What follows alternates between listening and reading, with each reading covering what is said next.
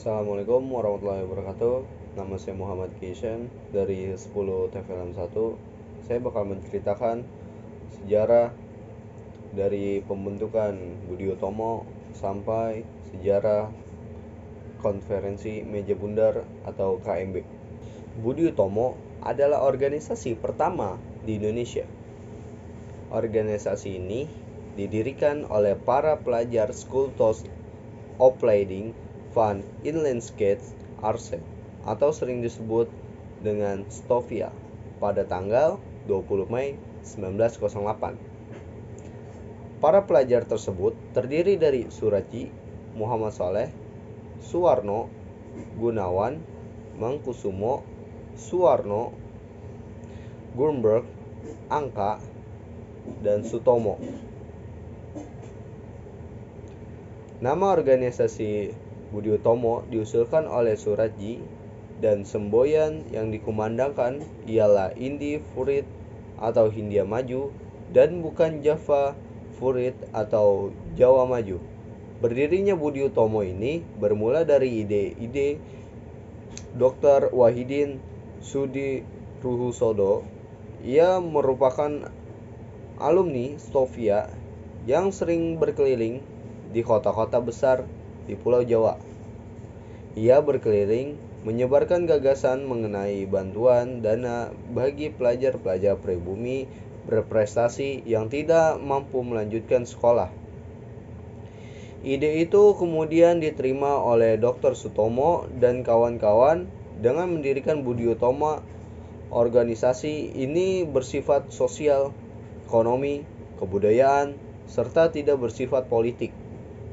Hari lahir Budi Utomo ini kemudian diperingati sebagai Hari Kebangkitan Nasional.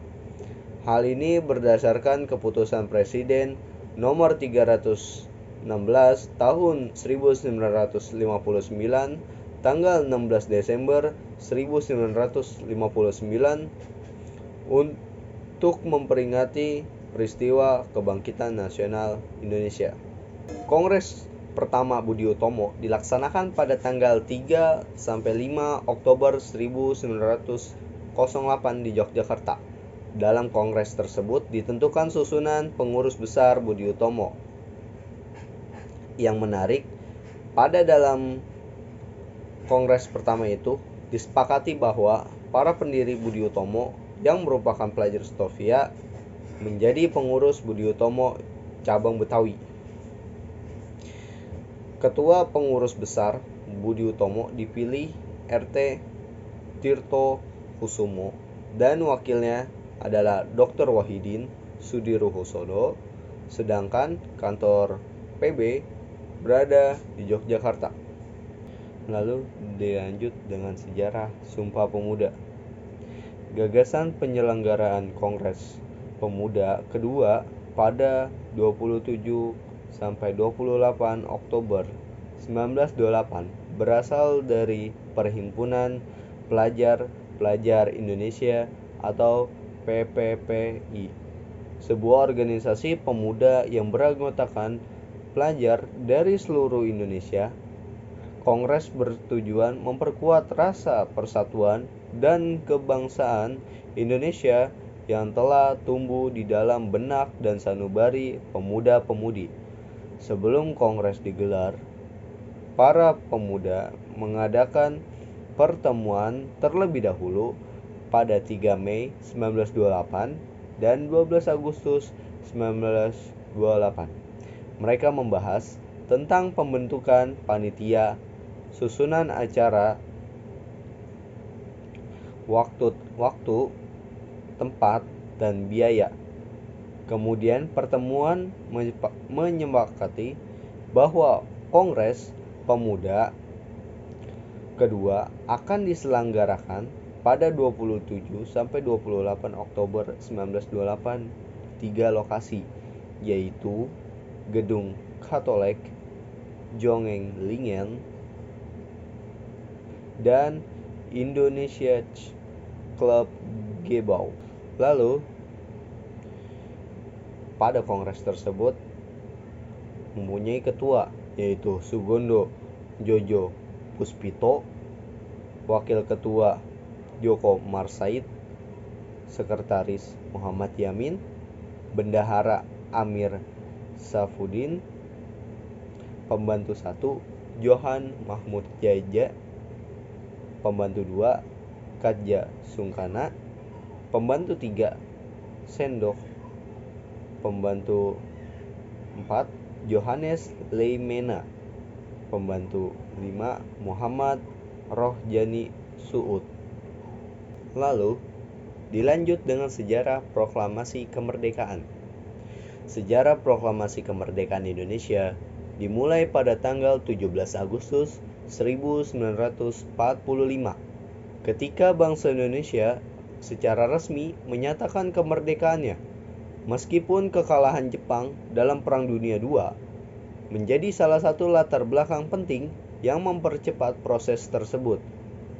Kemerdekaan Indonesia bukanlah sebuah hadiah yang diberikan langsung oleh Jepang, karena pada tanggal 6 Agustus 1945 sebuah bom atom dijatuhkan di atas kota Hiroshima oleh Amerika Serikat yang menurunkan moral dan semangat tentara Jepang di seluruh dunia. 3 hari kemudian, pada tanggal 9 Agustus 1945, bom atom kedua dijatuhkan di atas Nagasaki, memaksa Jepang untuk menyerah kepada Amerika Serikat dan sekutunya. Momen ini dimanfaatkan oleh Indonesia untuk memproklamasikan kemerdekaannya. Lalu dilanjut dengan sejarah KMB atau Konferensi Meja Bundar.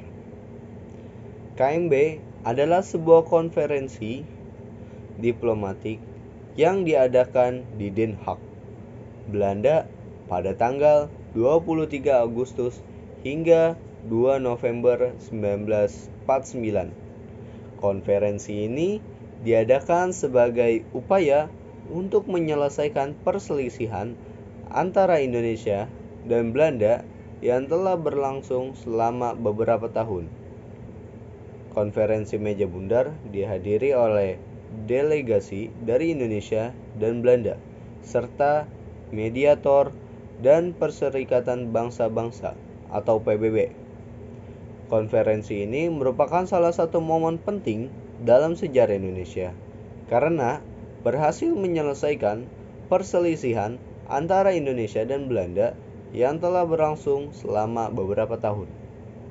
Konferensi ini juga menandai pengakuan kedaulatan Indonesia oleh Belanda yang merupakan tonggak penting dalam perjuangan kemerdekaan Indonesia. Itu saja yang dapat saya sampaikan. Kurang lebihnya saya mohon maaf. Bila saya ada kesalahan mohon dimaafkan. Wassalamualaikum warahmatullahi wabarakatuh.